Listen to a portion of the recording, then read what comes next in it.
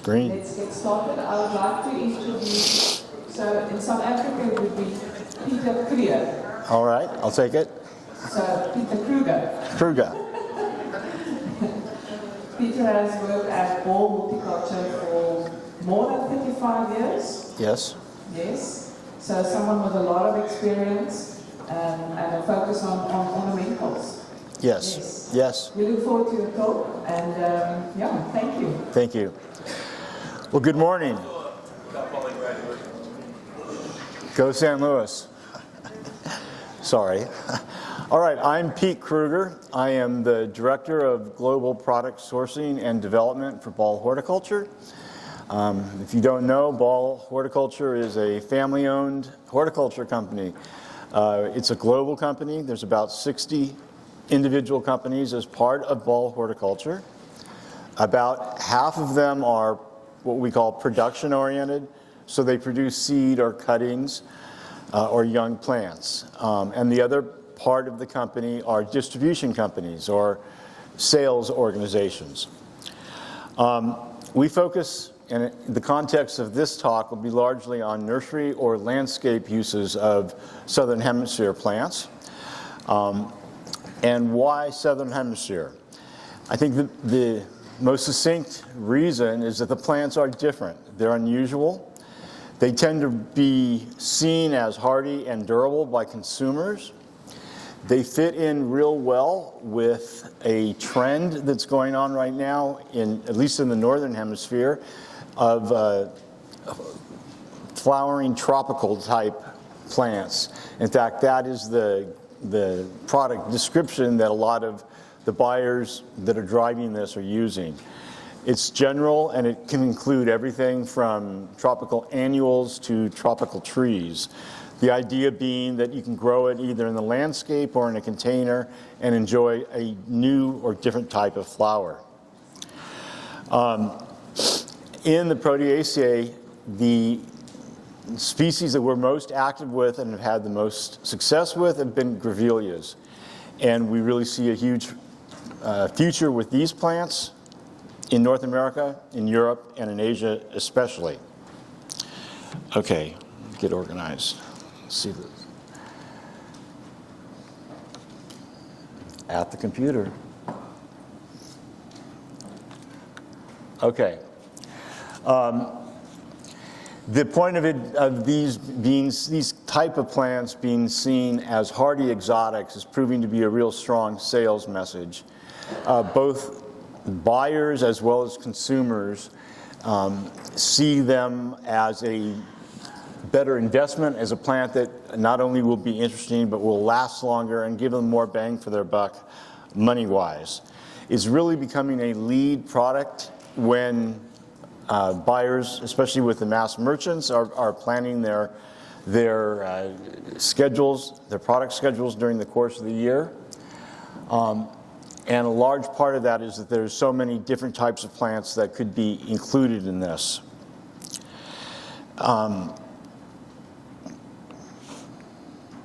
Okay. I'll do this. You saw a pincushion there. This is in Northern California, where they're doing just very well and growing in popularity. As I said earlier, there are unusual flower forms, unusual plant structures, unusual growth habits. Many of these plants are drought tolerant, which is a real selling point throughout the world. One possible good thing about global warming is that subtropical plants or this type of plant are being used consistently in more northern environments. I think California is a great example of that. Take grevilleas. Maybe 10, 15 years ago, this was a plant that you would find primarily in Southern California. They're very common now all the way up the state, along the coast, and even in the interior valley. I live in Sacramento. With the new hybrids, we've had no problem, or I've had no problem with either cold or heat, and not just on grevillea. So really, I think there's a big opening for this type of plant. The fact that they tolerate poor soils is very good for Southern Europe, very good for Japan, very good for North America. Maybe the biggest downfall on this type of plant is you have to be a little careful for how cold hardy the environment is that you're planting.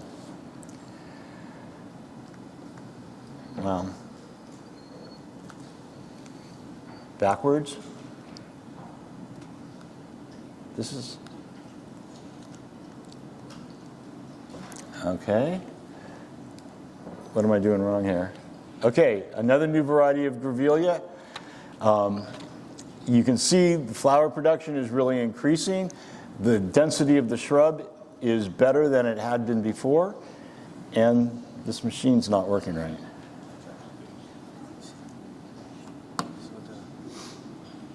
This is to advance, and this goes back. The big one to advance. So just to the side.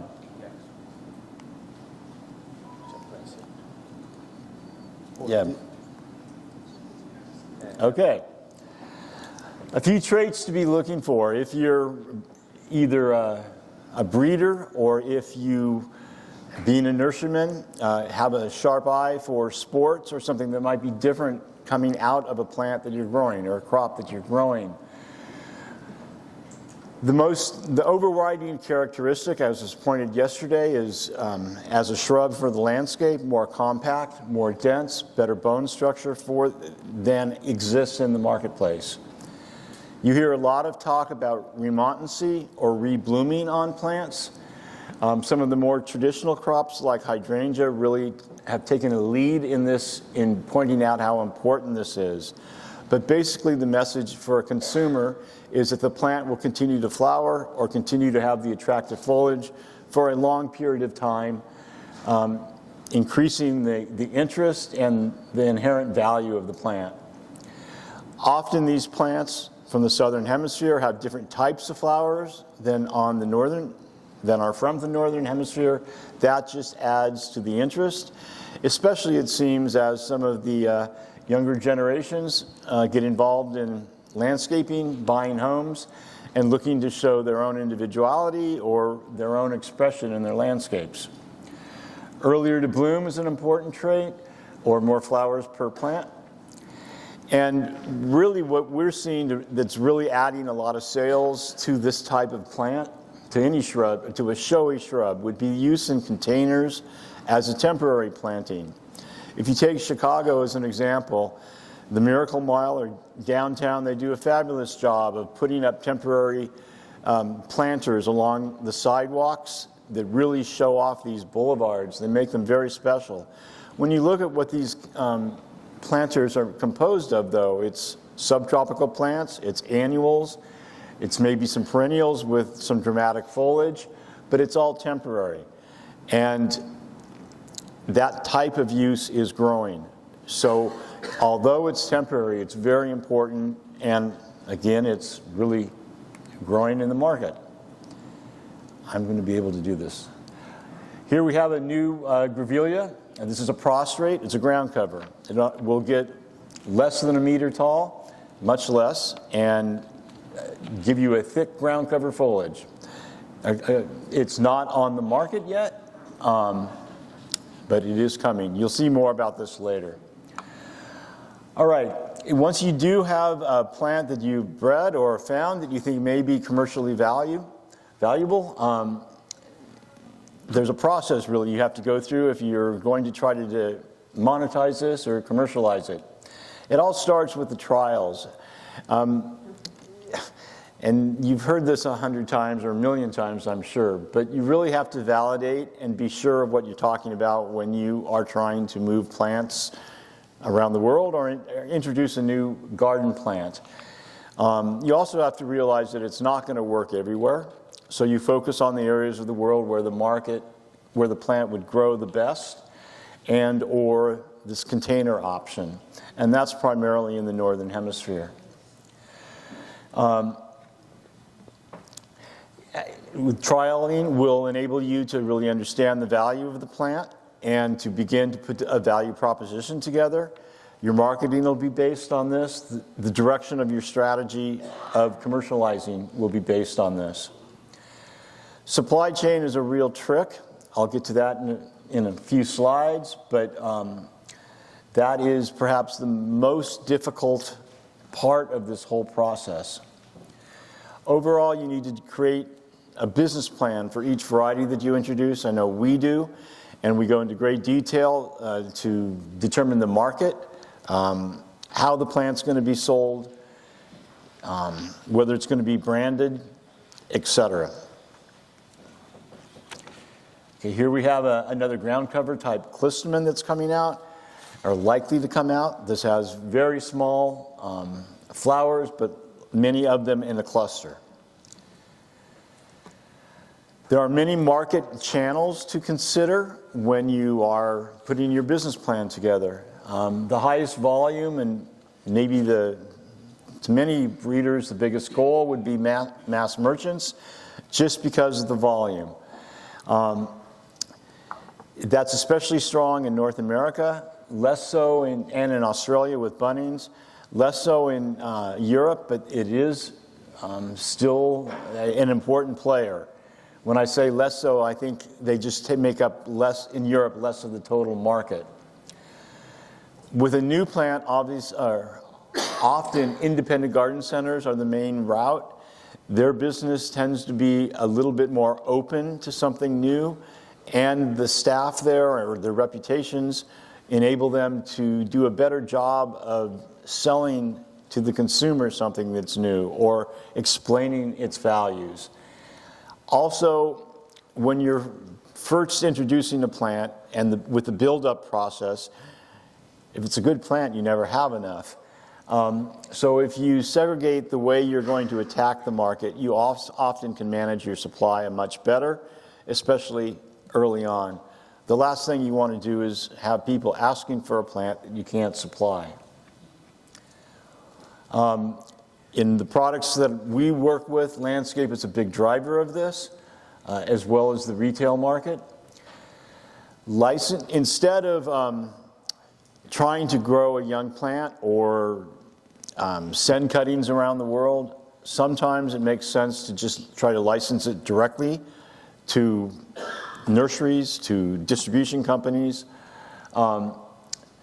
So that is one path, but that also gets complex when you're trying to deal with various jurisdictions, many of which have different laws, as well as with plant protection, which is another big area of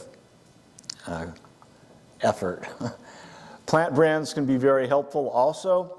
There's two types: an umbrella brand, perhaps like Proven Winners, or an individual item brand, which really focuses on just that, the individual plant.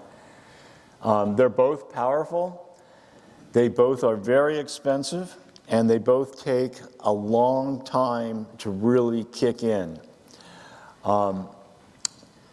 Most brands with concerning plants are umbrella brands because financially it makes more sense. Okay. IP protection is really necessary, in my opinion, if you're serious about controlling your plant and commercializing it, maximizing its potential royalty income to you. There's nothing wrong with that at all. It drives more innovation and hopefully more plants, better plants for the world. The U.S. plant protection system is different substantially than every place else in the world. We like being individuals. Generally, I find the U.S. plant patent is easier to get, quicker to get than the CPVO or than that system. The big catch with the U.S., though, is you only have 1 year to apply for the patent, and that year starts at the first date of sale any place in the world. With the CPVO system, you tend to have 4 years on a shrub, 6 years on a tree, and that timing starts the first date of sale either in the world or in that country, depending on the country that you're dealing with. It can get complex, but it's very important to go through this and to protect your plant. if you're interested in a royalty stream. Trademark protection would be another option. That does protect the name of the plant. It gives you no protection on propagation or really no control on the plant. Somebody could take your plant, rename it, sell it under a new name, and that would be perfectly legal. Technically, a trademark is not allowed or not applicable on a single plant. It has to be a group. Now, some people will want to discuss that with me, but we have revisited this several times with a number of attorneys and legal people, and the answer has always come back the same. So often I hear some breeders saying that they would rather do a trademark than a plant patent, for example. It can be a little bit less expensive, and it seems an easier route. And it can be. You just don't get the protection that you would otherwise. Policing all of this is also a big concern. There are companies that specialize that. There are other ways of dealing this. Really, it gets down to knowing who you're dealing with. We all live in a pretty small pond, generally. It's big, it's all over the world, but it's a pretty small industry. And if you aren't honoring plant protection rights, it tends to get out. And then often you'll lose access to material or lose opportunities that you would have otherwise. Okay, earlier I said supply chain was the biggest issue, and believe me, it is. It's really hard to find a good plant. It's even harder to breed one. But once you have that, it really doesn't matter unless you can replicate it and you have something to sell. That seems pretty obvious, but again, it's not simple. Moving plants around the world is getting more and more difficult to start with government regulations and the limitations of botany, meaning a cutting will only last so long. Are you going to set up a system of young plant producers? Are you going to license directly? Are you going to be using tissue culture and try to use the tissue culture lab instead of young plant propagators, the more traditional path? And then how are you going to control the quality of this, which is essential with a new introduction? The last thing you want to start with is a very badly propagated plant that's got a dog leg or a big split. So some of these things may seem real obvious, but it takes some detail and some really complete thinking to work it out. The other thing about supply is that it's risky, and generally it costs a lot of money because of that risk. And what I mean particularly, if we have a new grevillea and we decide we want to introduce it in Europe, we could come up with, we need 20,000 plants for that introduction to really make sense, right? So we have to produce that 20,000. Bulb horticulture does not have nurseries all over the world. We work with grower customers. So what we're doing then is going to one of these grower customers or a propagator and basically paying them to grow plants for us to sell. Sounds obvious. It usually works. But there's often always a leftover material, and that can quickly become dump, and that dump can kill you if you don't manage it right. So you have to be very careful there.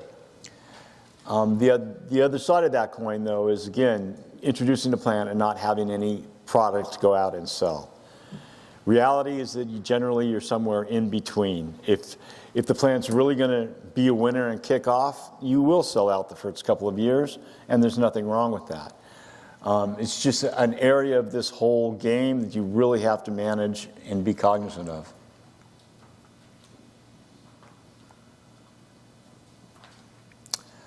Okay, we talked about a business plan. We write ours by variety and by market. You hear a lot of overgeneralization on how markets are similar, and there are some overriding trends, but they're also really different. And I mean, Europe is a great example. A North American would tend to think of Europe as one massive market like we have here, but really it's not. It's 28, 30 different countries all pretending they're one unified market. You have to really attack them, we're finding, individually for the most part. So we focus on product variety and by territory. We develop the marketing plan. At that point, we decide whether it's a candidate to be branded. If it is, that leads to a whole other set of planning. We set up the supply chain. We set up plant protection in whatever mode it's going to be. Often we work with the breeder to get that plant protection accomplished. All right, 5 minutes. So here are some examples of some recent successes. Lomandras in North America and in Europe are really becoming important products. And this has really come in the last 10 or